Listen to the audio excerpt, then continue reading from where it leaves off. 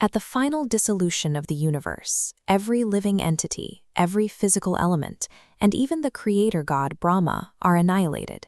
This entire cosmic structure collapses inward, merging completely back into the Supreme Lord Kalki. The Kalki Purana establishes this absolute hierarchy in Text 2, where Kalki declares that in the beginning only he existed. Every soul and every element in the material world is described here as a temporary emanation from his original form. While the Supreme Lord remains vast and unmanifested, the earth of the Kali Yuga is a jagged, corrupted, and temporary landscape. This creates a total disconnect.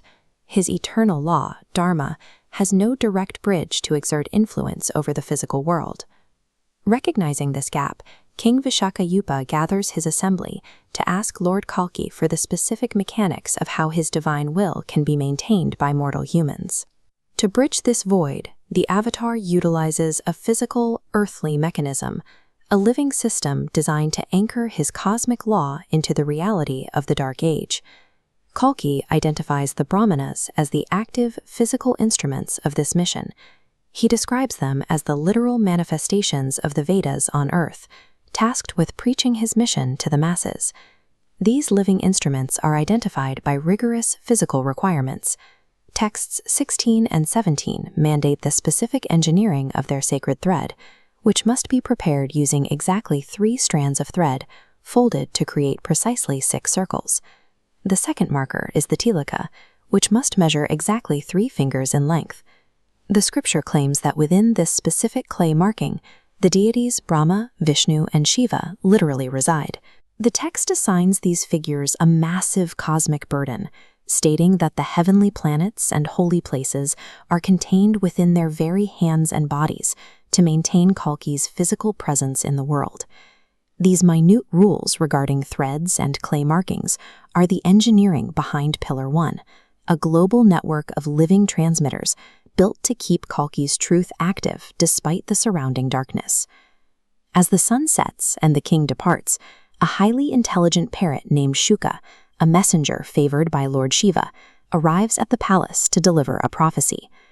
Shuka describes the kingdom of Simhala, an island kingdom bedecked with jewels and crystal, isolated from the rest of the world by the ocean. Within this kingdom lives Princess Padmavati. She is Lakshmi, the eternal consort of the Supreme Lord, who has incarnated into this world to reunite with him.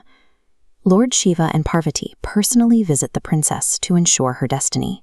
In Text 40, Shiva declares that Lord Narayana alone will be her husband, and that no other prince on earth is a suitable match.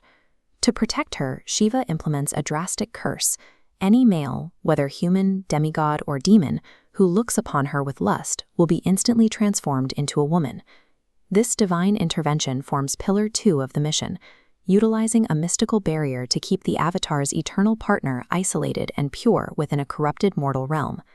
These 2 systems, the societal engineering of the priesthood and the mystical protection of the princess, converge to prepare the world for Kalki's return.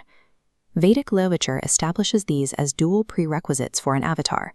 He requires an earthly system to execute his law and a divine partner to complete his cosmic identity. Without the Brahmanas and their rituals, Kalki's truth has no living foundation. Without Shiva's curse, his eternal continuity remains vulnerable to the decay of the Kali Yuga. These synchronized layers of protection and law reveal that Kalki's incarnation is a meticulously planned cosmic operation. With his law established and his wife secured, the stage is set for his crusade.